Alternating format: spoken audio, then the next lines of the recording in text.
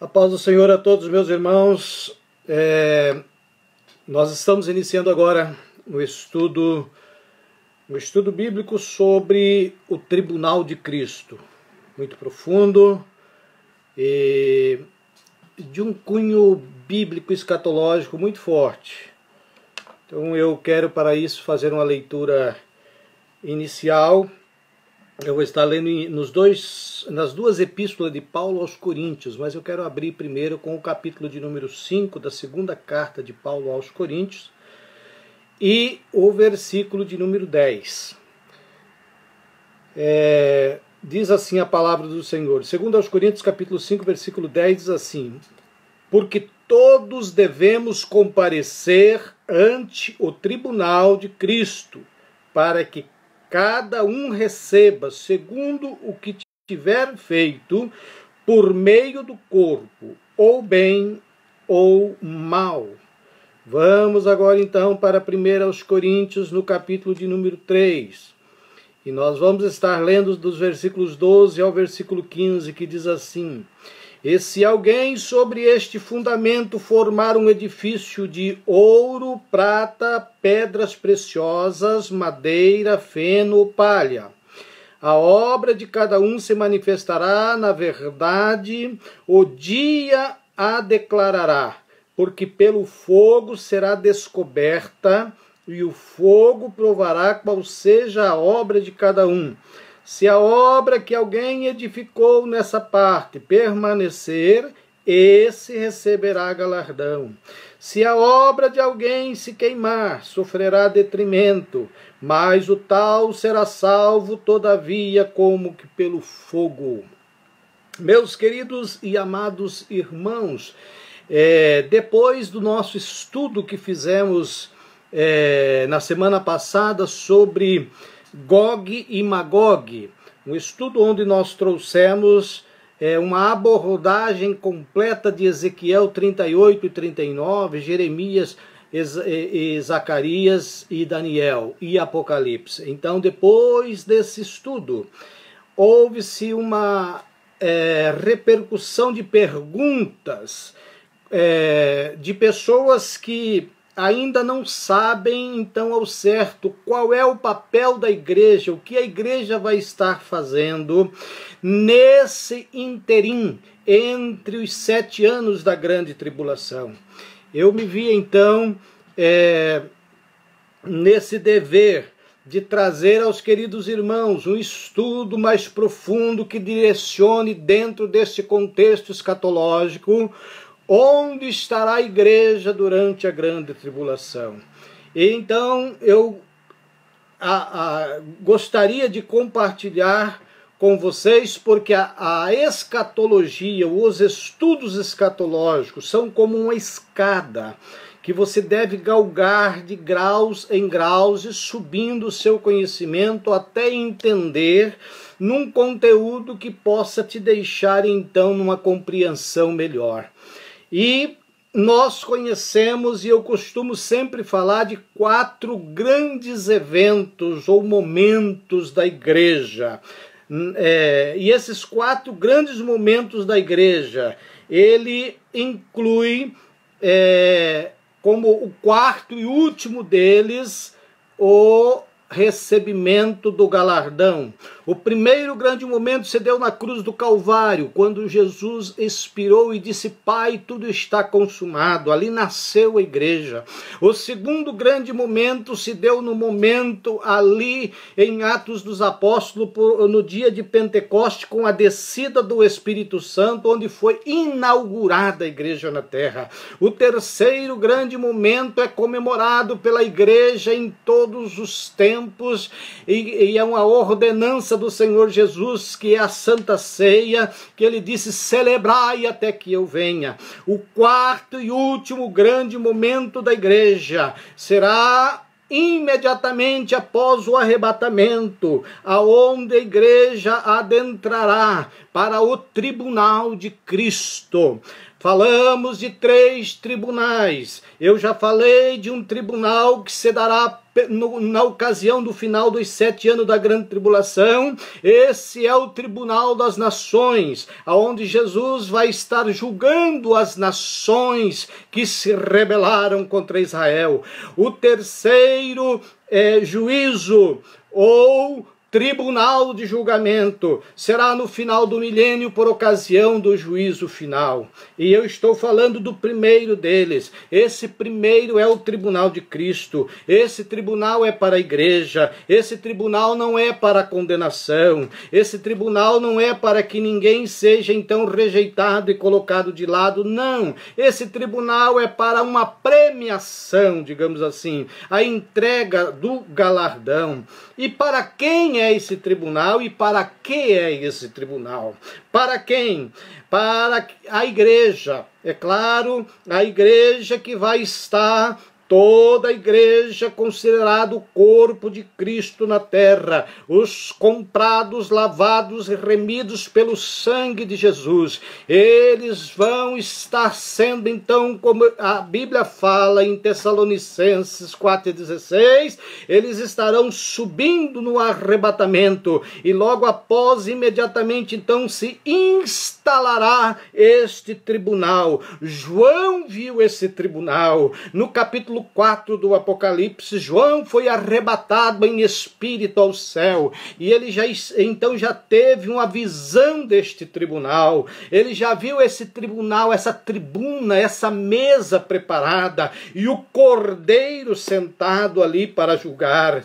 João, ele foi muito categórico quando detalhou todos os detalhes deste tribunal. Quando nós lemos o livro de Apocalipse, se você pegar do capítulo 1, capítulo 2 e capítulo 3 de Apocalipse, ele é para a igreja. Quando entra no capítulo 4, ele já entra dizendo que o João entra então já falando que o Senhor me levou ou me arrebatou em espírito.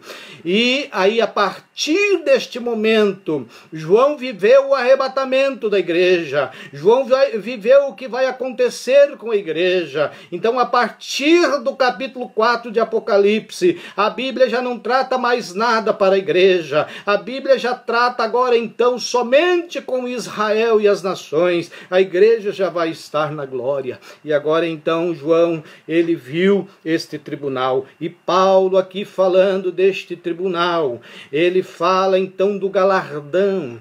Galardão é uma palavra do grego que é falada e é usada para falar daquela premiação que era dado ao maratonista, ao corredor. Paulo aqui, ele fala de uma linguagem de atleta. Ele, por conhecer e falar propriamente o seu evangelho para os gentios, para os gregos, então ele usou esta expressão que vem desde a Grécia Antiga. Os gregos eram conhecedores da maratona porque a maratona surgiu na Grécia.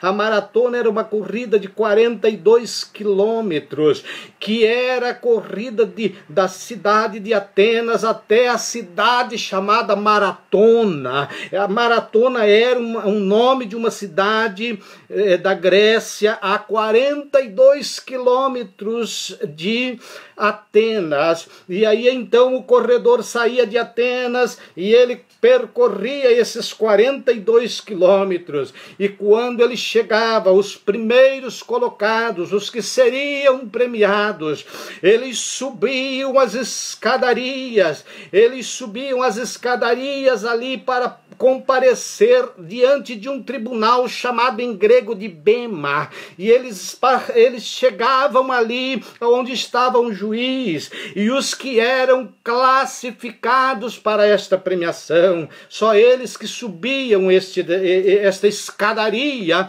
para se pôr num pódio, no lugar mais alto, aonde eles faziam para o juiz um gesto se curvando, e o juiz colocava na sua cabeça uma coroa de louro. Aquele então era o maratonista vencedor. Eu quero te dar uma boa notícia agora aqui. A notícia da igreja é que todos serão vencedores. Aquele que perseverar até o fim será salvo.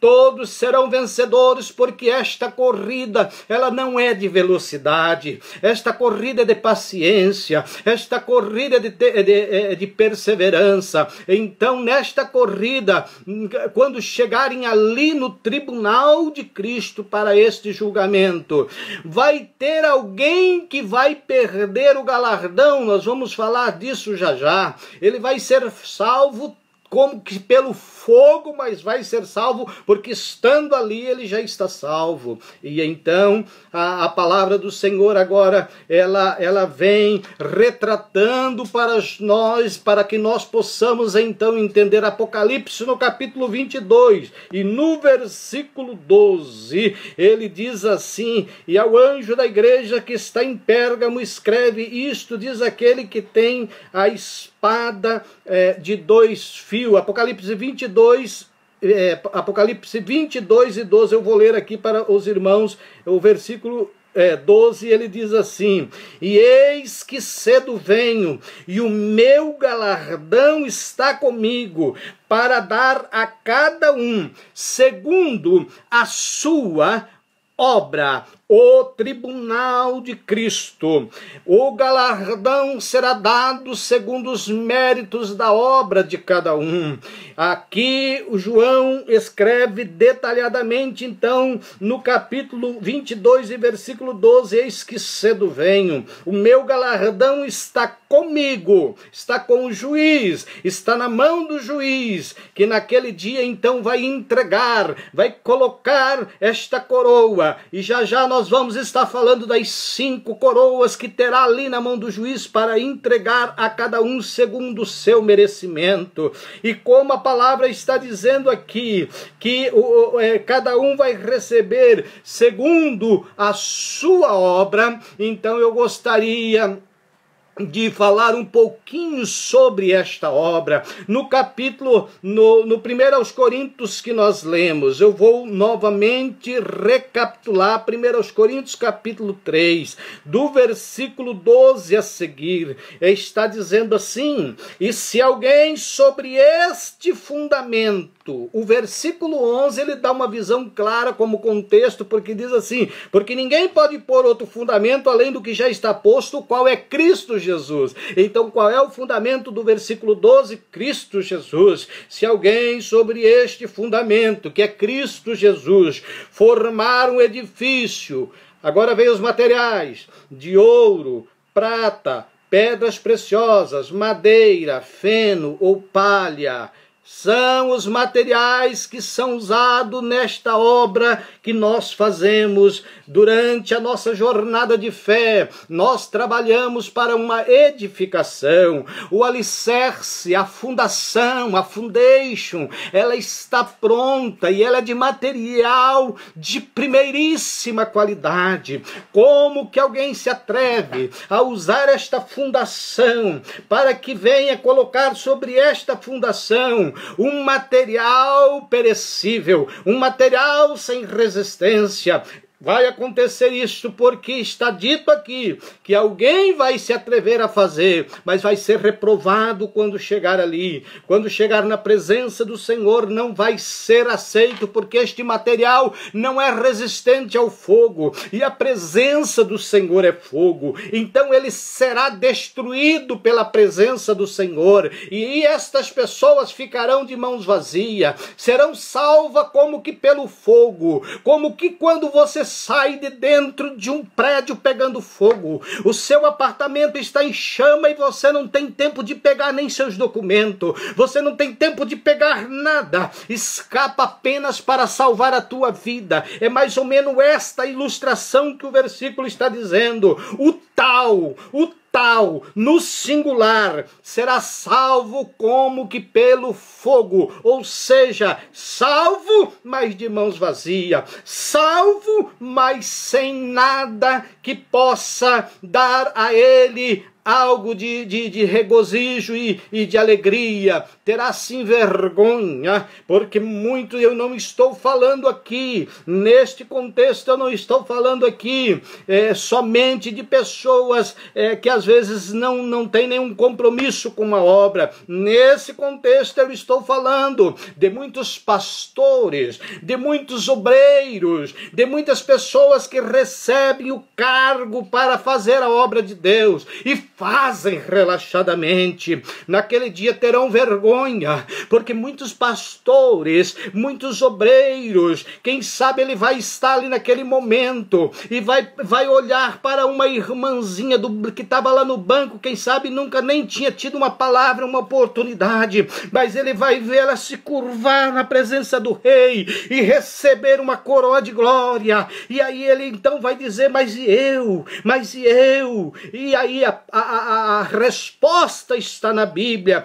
Fez a obra com material perecível. E já nós vamos falar sobre o que é esses materiais perecíveis, então. Há 4 evangelhos na Bíblia Sagrada. Mas tem um 5º evangelho que não está no cânon sagrado.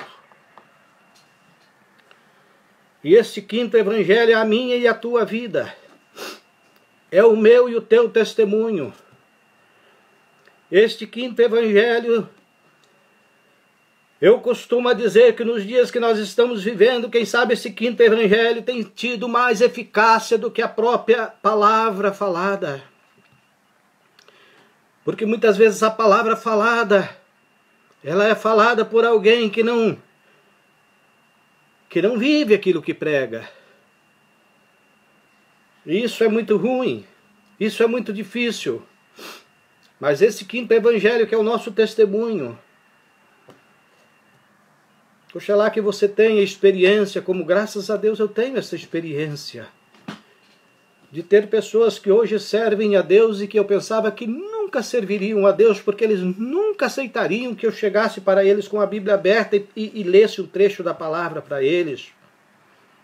Mas pela convivência e pela misericórdia de Deus, estas pessoas então começaram a aceitar um louvor, uma fitinha cassete para ouvir um louvor.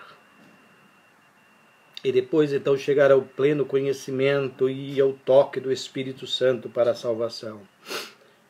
A nossa vida é o 5º evangelho.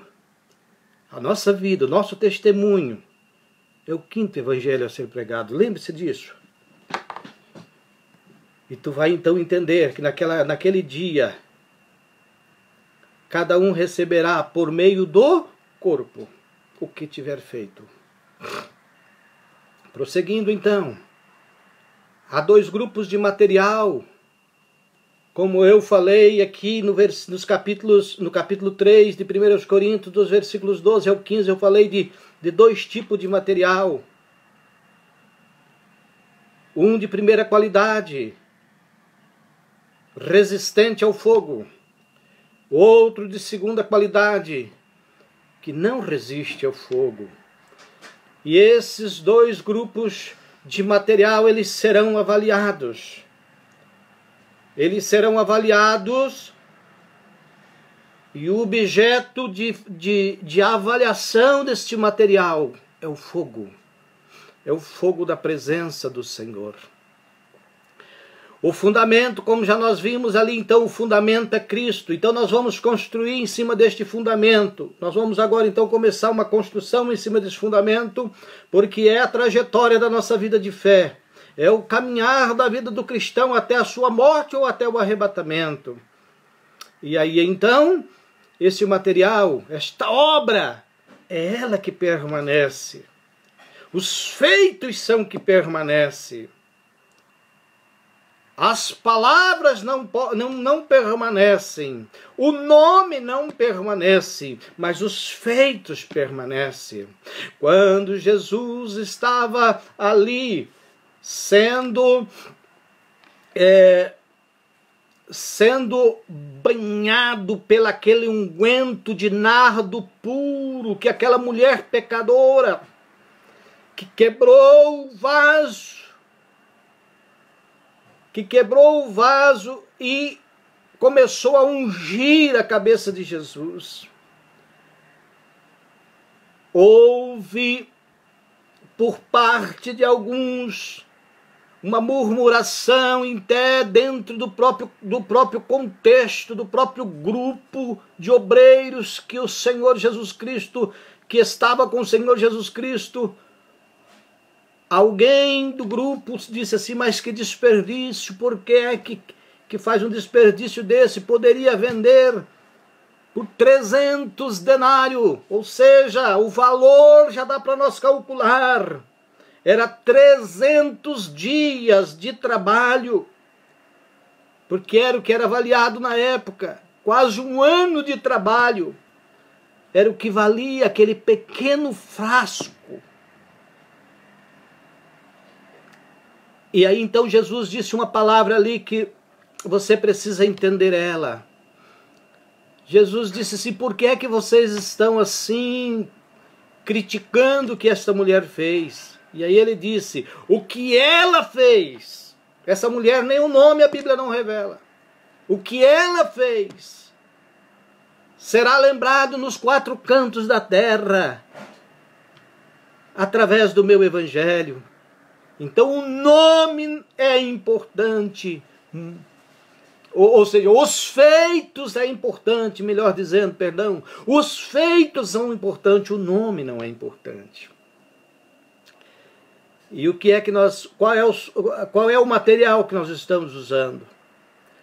E então, nós começamos, então vamos começar então no versículo de número 12, do capítulo 3 que nós lemos de 1 Coríntios, onde diz assim: se alguém sobre este fundamento formar um edifício de ouro, primeiro tipo de material, ouro é o símbolo da glória de Deus. O ouro, em 1 Coríntios capítulo 10 e o versículo de número 31, a palavra do Senhor está dizendo assim: portanto, quer comais, quer bebais, ou façar outra qualquer coisa, fazei tudo para a glória de Deus. Você sabe o que é o ouro nesse edifício? É fazer tudo para a glória de Deus. Ouro aqui, o material de ouro usado nesta obra é quando tudo que você faz, você tributa a Deus a glória. E você não recebe esta glória ou quem sabe, esta popularidade, esses aplausos que tanto envaidecem e fazem massagem no ego. Isso é prejudicial, porque aquele que faz a obra com esse material chamado ouro, ele sabe que a glória é de Deus. Ele sabe que se há uma cura, a obra é a glória de Deus. Se há uma salvação, a glória de Deus. Se há uma revelação da parte de Deus, e Deus usa ele como um profeta, a glória de Deus. É dentro desse contexto que está todo o perigo. Dentro desse contexto está todo o perigo. Não é preciso você fazer um curso teológico para entender que a glória é de Deus. Basta você ler e entender o capítulo 6 do Evangelho de Mateus, onde fala sobre a oração do Pai Nosso. Se você ler o capítulo 6 e o versículo 13, você vai ver que a palavra de Deus diz assim, na oração do Pai Nosso: e não nos induzas à tentação, mas livra-nos do mal, ponto e vírgula. Entenda o que a Bíblia diz nos seus escritos. Quando coloca ponto e vírgula aqui, diz assim: livra-nos do mal, porque teu é o reino, e o poder, e a glória. E é dentro deste contexto que o inimigo mais tem derrubado pessoas. Porque é dentro desse contexto que a pessoa se envaidece e não tributa a glória para Deus. Então, uma coisa tão simples da Bíblia que é a oração do Pai Nosso, muitas pessoas ainda não entenderam. Quando ela diz assim, quando essa oração está, aí já é Jesus Cristo ensinando como falar, como eu dizer. Não nos induzas à tentação, porque é a maior tentação que tem. É quando algum líder começa a ver a prosperidade da obra, começa a ver o crescimento. Aí vem as fortes tentações. Para muitas das vezes ficar mais preso à quantidade do que à qualidade. Para muitas das vezes começar, ao invés de ver o crescimento do reino, começar ao inverso, querer crescer um império. É dentro deste contexto, depois do ponto e vírgula de Mateus 6:13, é que está todo o perigo. Porque temos que saber que o reino é dele, o poder é dele e a glória é dele. Fazer a obra com material chamado ouro não é nada mais, nada menos do que isso. Em tudo dai glória. Faça o que fizer, faça para a glória de Deus. Tribute a Ele toda a glória, porque é somente Ele que é digno e merecedor de toda a honra e de toda a glória. Esse é o material chamado ouro. E nesse contexto, muitas pessoas caem. Porque como a glória é de Deus, eles ficarão surpresos naquele dia. Muitos naquele dia vão ser surpreendidos. Porque quando ver, como eu disse, como ver alguém simples, alguém que às vezes não era nem do contexto ministerial da igreja, recebendo coroa de glória, coroa de justiça. E aí ele pode, quem sabe, até reivindicar, mas o Senhor vai dizer para ele, não, quando você fazia tudo aquilo, você não estava se importando com a verdadeira conversão do pecador. Você não estava se preocupando com a edificação de vidas. Você se preocupava com os likes. Você se preocupava com os compartilhamentos. Você se preocupava com os acessos. E é isso que está acontecendo, infelizmente, nos nossos dias. Mas que o Deus da glória possa levar ao conhecimento destas pessoas que isso é material perecível, que isso não leva à justiça, que isso vai perecer na presença de Deus. Deixa de pregar a verdade, porque às vezes por falar a verdade vai doer em alguém e ele não quer, quem sabe porque é uma pessoa que tem certa influência. Deixa de falar a verdade, isso tudo vai ser cobrado naquele dia. Seus conteúdos de pregações são dimensionados por likes e compartilhamento. Não quer saber se a mensagem é sólida da Bíblia. Não quer saber se a mensagem verdadeiramente é inspirada por Deus. Mas usam de subterfúgios.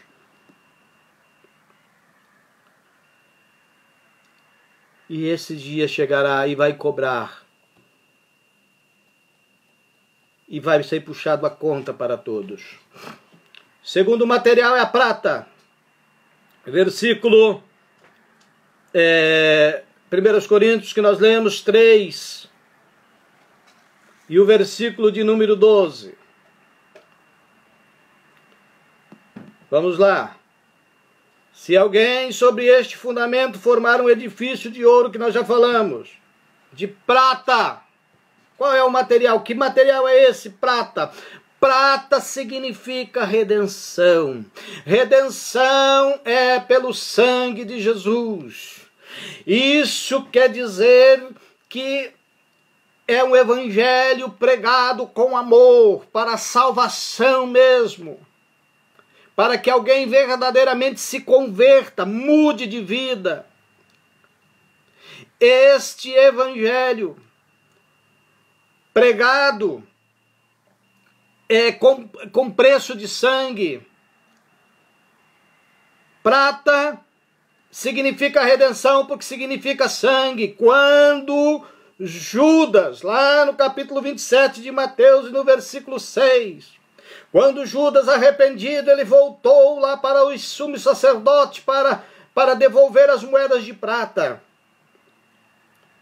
O sumo sacerdote disse: não, nós não podemos pegar nessa prata, ela tem preço de sangue. E a Bíblia diz que Judas atirou as moedas contra o templo. E os sacerdotes, com muito cuidado, foram lá e pegaram aquelas 30 moedas de prata e foram e compraram o campo do oleiro. E deram o nome daquele campo de Aceldama, ou campo de sangue. Olhando para a palavra de Deus, nós vamos ver em Hebreus capítulo 9, versículo 22. Que sem derramamento de sangue não há perdão de pecados. Prata é redenção.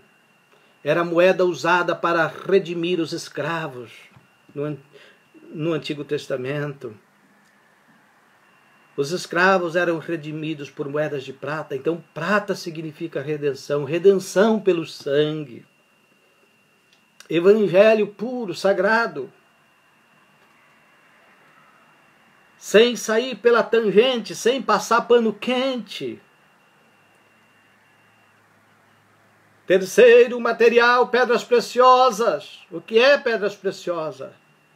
Está lá, eu ainda estou em 1 Coríntios capítulo 3, versículo 12. Pedras preciosas sempre significaram o adorno da igreja, o adorno da noiva. A noiva é adornada com os dons. A noiva é adornada com os dons que são do Espírito Santo. Então as obras feitas com pedra preciosa é o que, pastor? Obras feitas na direção do Espírito Santo. Não abrir a boca para falar quando não é do Espírito Santo. Não querer falar palavras que vão trazer satisfação, mas que não são dirigidas pelo Espírito Santo. O que é pedras preciosas?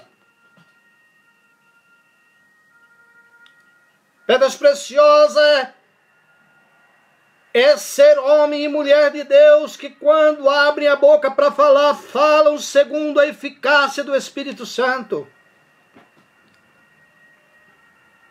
Ao contrário do que muitas pessoas hoje estão com verdadeiros canais de profetas. E obrigatoriamente alguém liga, tem que ter uma profecia. Mas esta profecia nunca é a profecia de Jeremias. Nunca é a profecia de Isaías. Põe tua casa em ordem. Nunca é a profecia de Jeremias. Nunca é a profecia de João Batista para Herodes. Você está em pecado, rei. Vê se alguém desses profetas fala isso. Você que é acostumado a ficar aí em grupo de profetas, fique sabendo disso. Alguma vez ela já te falou alguma coisa dizendo para você pôr tua casa em ordem, consertar a tua vida, frequentar mais a igreja. Nunca aconteceu, então preste atenção, tu vai sentar no tribunal de Cristo. Cuidado com o material que tu está edificando. Esses são os 3 materiais de primeiríssima qualidade, materiais não perecíveis. Agora vamos então para os materiais perecíveis, que são o segundo grupo de materiais. E esses não suportarão a presença de Deus, não suportarão o fogo. O primeiro deles é a madeira. Madeira fala da natureza humana. Obras feitas com impulsos carnais. Obras feitas pela visão humana. Palavras do homem. Obras feitas com resquícios do velho homem na sua vida. Esse é o primeiro material, madeira. Quando chegar na presença daquele fogo consumidor, ele evapora. Madeira é um tipo de material que muitos estão usando, inclusive esse grupo que eu acabei de falar aí, quando eu estava falando aí das pedras preciosas e disse o contrário de quem não faz a obra com pedras preciosas, que é pelo Espírito Santo, ele faz a obra com madeira. Quando eu disse que a profecia tem que agradar, é madeira, é carne. Eu não digo que Deus não tem uma palavra de conforto, de consolo. Sim, tem. Estou dizendo isso. Mas o que eu estou dizendo é que quem está do lado de lá da tua tela, tu não conhece a vida dele. Ou dela. Madeira, natureza humana, coisas da carne, coisa feita por impulsos humanos. Segundo grupo, segunda categoria de material que são rejeitados. Feno. Feno é um material seco, sem umidade, nada germina. Esse é o evangelho pregado sem testemunho. Você pode pregar para as pessoas, mas quando ela acaba de ouvir, vira as costas e diz: esse daí? Essa daí? Evangelho pregado sem testemunho de vida, sem viver o que prega. É feno, não germina, não tem umidade, é seco, não germina. Quantas pessoas naquele dia chegarão e a palavra está bem clara que o Senhor vai dizer: afasta de mim porque eu não te conheço.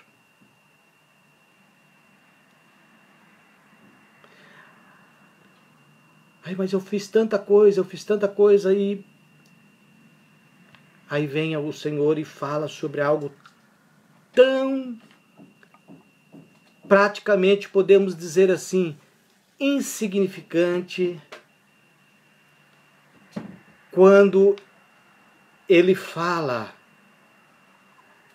que aquele que der um copo de água fria, com amor, com prazer, terá galardão. Aquele que der um copo de água fria ao seu semelhante, mas com amor. Sabe o que é com amor? Eu vou te dar um exemplo então. É quando alguém realmente, dentro desse contexto e literalizando o que eu estou falando, se alguém te pedir um copo d'água,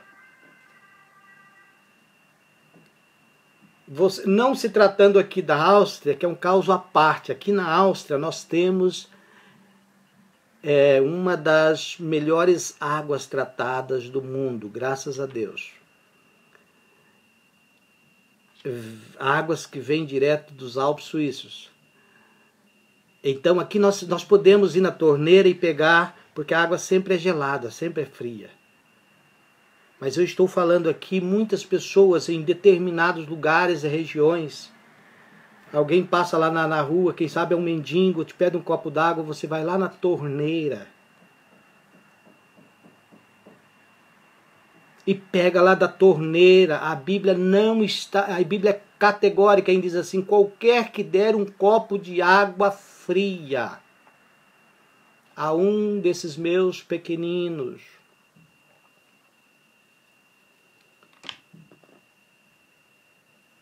Então o exemplo que eu estou te dando aqui, um simples copo d'água te colocará você em posição de receber coroa, de receber galardão. Mas pode dar o seu corpo para ser queimado. Se não tiver amor, não vai adiantar de nada.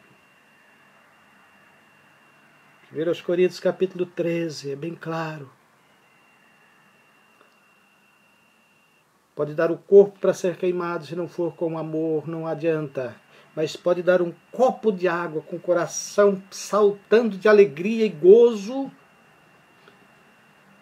e você vai ser galardoado pelo Senhor. Terceiro e último material que não deve ser usado nesta obra deste edifício, porque o fundamento é Cristo, e neste fundamento tão maravilhoso, com um material tão nobre, tão caro, tão puro, nós não vamos pegar nós como construtor, nós não vamos chegar em um local onde já está feito a foundation, já está feito a fundação de um material nobre, de um material resistente, uma fundação resistente, e vamos meter capim em cima, não. Palha. A palha, ela é leve e ela é levada pelo vento. A obra, eu estou falando de obra, que simboliza palha aqui em 1 Coríntios 3 e 12. O que é essa obra feita com palha? O que significa esse material? Esse material significa aqueles inconstantes na obra. Na mesma hora que tá bom, tá bem, de repente, não quer mais, não quero, deixa para lá. Ou então, esse versículo que eu vou ler agora para você de Efésios 4 e 14, responde melhor para muitos tipos de pessoas. Efésios 4 e 14, ele diz assim: para que não sejais mais meninos inconstantes, levados em roda por todo o vento de doutrina, pelo engano dos homens que com astúcias enganam fraudulentamente. Palha é isso. Crente que edifica com palha, ele é leve. Qualquer vento de doutrina o arrebata. É enganado facilmente. Palha é o terceiro material do segundo grupo dos materiais, do segundo grupo de material perecível, a palha. Quem trabalha com esses materiais de segunda qualidade poderá ser salvo. Vamos ver o versículo de número 15. 1 Coríntios 3 e 15. 1 Coríntios capítulo 3, versículo 15, diz assim: se a obra de alguém se queimar, que é o que usa madeira, feno e palha, sofrerá detrimento, mas o tal será salvo todavia como que pelo fogo. Ou seja, quando você sai do teu prédio, do teu apartamento ou da tua casa que está em chamas, se você voltar para pegar alguma coisa, tu pode morrer.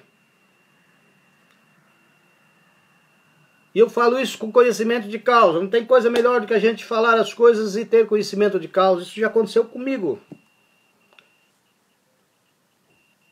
Já queimou uma casa, quando eu era solteiro ainda.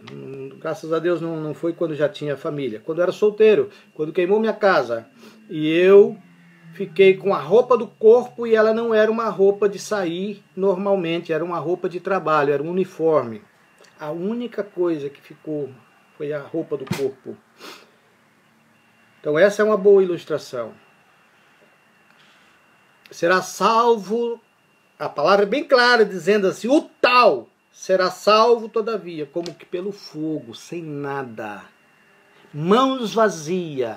Você já imaginou obreiros que fazem a obra relaxadamente, que fazem a obra fraudulentamente, que não fazem com amor e não fazem para a glória de Deus, e de repente passar por esse julgamento e ficar de mãos vazias, vendo tantas pessoas simples que ele ali até está vendo e conhece, serem galardoados. Que vergonha! Por isso que Daniel chegou a falar que isso é para a vergonha eterna. Palha, feno e madeira são materiais que não são aconselháveis para esta obra. Quais materiais que são aconselháveis? Ouro, prata e pedras preciosas. Esses aí resistem. E agora a Bíblia está dizendo, no versículo 14, se a obra que alguém edificou nessa parte permanecer,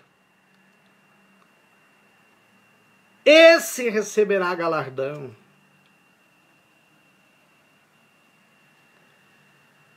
E eu quero partir então para o encerramento agora, falando então do objetivo desse tribunal, do objetivo desse tribunal, que é coroar, como eu fiz a alusão do que Paulo falou, se referindo aos maratonistas gregos da antiga Grécia, quando os maratonistas corriam a corrida de 42 quilômetros de Atenas até a cidade chamada Maratona, que era uma cidade com este nome, por isso que determinou este nome, maratonistas, de Atenas a Maratona, 42 quilômetros, e os que estavam dentro do quadro de classificação, eles subiam as escadarias do Bona, eles subiam e estavam ali num pódio, eles se encurvavam perante o juiz, e o juiz colocava essa coroa de louro na sua cabeça. Paulo, ele é muito enfático quando ele diz que essa corrida, ela é uma corrida que nos foi proposta, ela não é uma corrida para recebermos uma coroa corruptível, ela não é para receber uma coroa de louro, ela não é para receber uma coroa de atleta que corre e chega em primeiro lugar. Eu disse que isso não tem nada a ver com chegar em primeiro lugar, não é corrida de velocidade, é corrida de persistência, é corrida de paciência. E agora então, a primeira coroa, são 5 coroas. São 5 coroas que vai ser entregue. A primeira delas é a coroa da vida, Apocalipse 2 e 10. Apocalipse 2 e 10. Nada tema das coisas que há de vir e há de padecer, o diabo lançará alguns de vós da prisão para que sejais tentados e tereis uma tribulação. Ser fiel até a morte e dar-te-ei a coroa da vida. Ser fiel, permanecer fiel até o fim. Esse receberá a coroa da vida.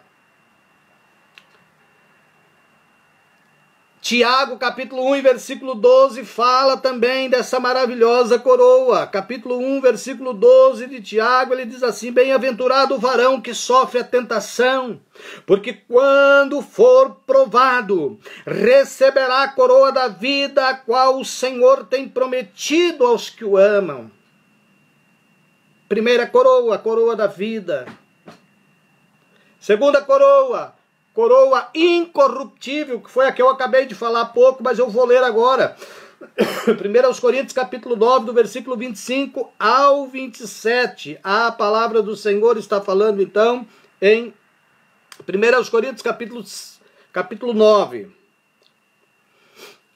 Versículos do 25 ao 27. A Bíblia diz assim: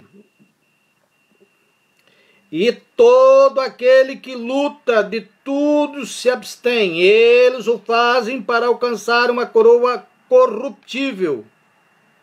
Nós, porém, uma incorruptível.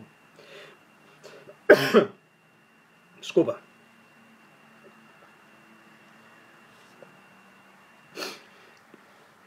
Pois eu assim corro, não como a coisa incerta. Assim combato, não como batendo no ar. Antes subjugo meu corpo e o reduzo à servidão, para que, pregando aos outros, eu mesmo não venha, de alguma maneira, a ficar reprovado. Então, o versículo 25 que fala que nós, porém, corremos uma corrida para alcançarmos uma coroa incorruptível. Assemelhando aqui essa coroa com a coroa dos maratonistas, aquela lá era de louro, era um material perecível. A coroa que nós vamos receber, ela é uma coroa com pedras preciosas. Incorruptível. Terceira coroa da alegria. 1 Tessalonicenses 2:19. 1 aos Tessalonicenses capítulo 2 e versículo 19. Ele diz: por qual é a nossa esperança ou gozo ou coroa de glória? Porventura não o sois vós também diante de vosso Senhor Jesus Cristo em sua vinda?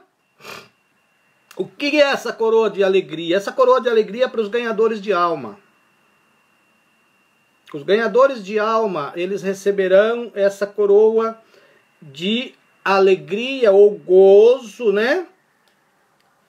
Ou gozo, como está falando, que é a mesma coisa que alegria. E eles receberão porque realmente se alegrarão por aquelas almas que Deus os permitiu alcançar aqui na terra e ganhar para o reino do céu. Haverá um gozo, uma alegria. Então esta é uma coroa de alegria. A quarta coroa é coroa de justiça. 2 Timóteo 4. 2 Timóteo 4, versículos 7 e 8 diz assim: Paulo dizendo, combati o bom combate, acabei a carreira e guardei a fé. Desde agora, a coroa da justiça me está guardada, a qual o Senhor, justo juiz, me dará naquele dia. E não somente a mim, mas também a todos os que amarem a sua vinda. Essa é a coroa de justiça que nós aguardamos. Aqui nesta terra pode não haver justiça. Aqui nesta terra pode haver muitas maldades e injustiça. Mas nós aguardamos a justiça verdadeira e seremos coroados, porque bem-aventurado é aqueles que sofrem por causa da injustiça. Diz o sermão profético do Senhor Jesus Cristo no livro de Mateus, no capítulo 6. Então, teremos sim, e a última coroa, essa é a coroa de glória. 1 Pedro capítulo 5, versículos de 1 a 4, e essa daqui volta de novo lá para o grupo, digamos assim, seleto, que são os escolhidos. Pastor, mas todos não são escolhidos? Não, todos são chamados. Poucos os escolhidos. Escolhido é para fazer a obra específica. E quando o Senhor escolhe e a pessoa faz a obra com amor,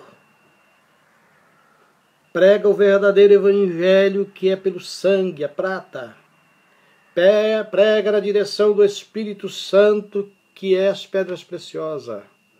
Aí Pedro vem e fala assim a partir do versículo 1, porque como eu disse, como é para os escolhidos, Pedro inicia dizendo aos presbíteros, que são pastores, que estão entre vós, admoesto eu, que também sou presbítero com eles, e testemunha das aflições de Cristo e participante da glória que se há de revelar.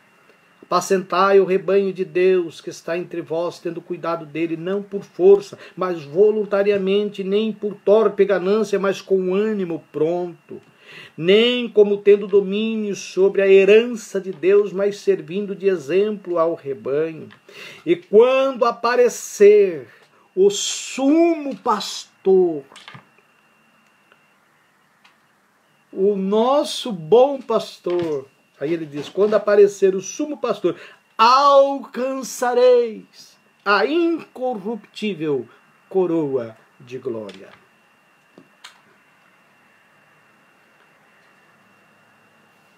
Eu estou feliz, porque agora então, partindo para a conclusão, eu já falei tudo para você, o que vai acontecer então neste tribunal de Cristo, que é para o galardão.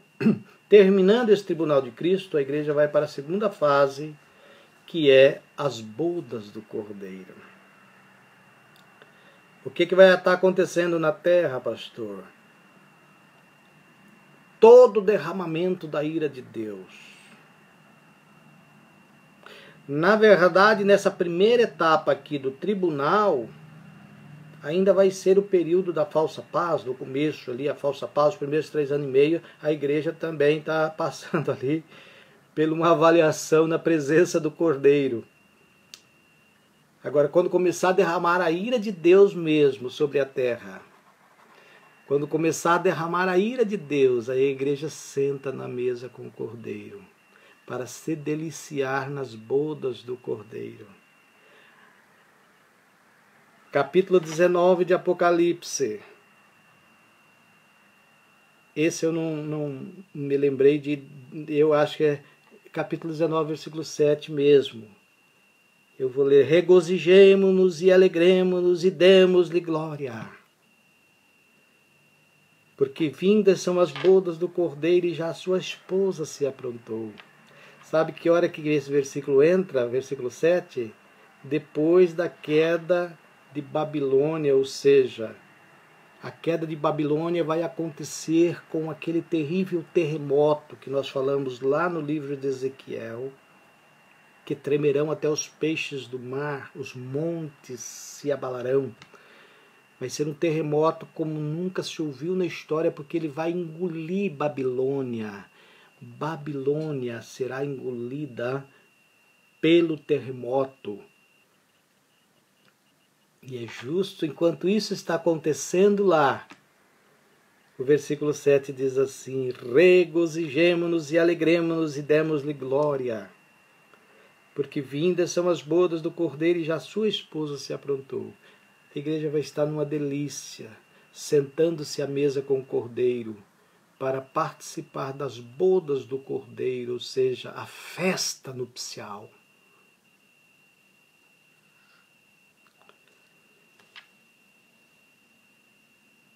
Então, amados irmãos, eu fico feliz por poder, de uma forma, poder participar com vocês aqui, trazendo da palavra de Deus, de dentro da Bíblia, da essência. Porque, como eu disse, o que importa não é o conteúdo, o que importa é a essência. Então, a essência que é da palavra de Deus. Que Deus abençoe a vida de cada um de vocês. Eu depois estarei postando esta live, eu estarei postando no Facebook, para que de uma forma ou de outra possa alcançar. Compartilhe aí, por gentileza, compartilhe o máximo que você puder de pessoas, para que possam ter acesso e ouvir a mensagem da palavra de Deus.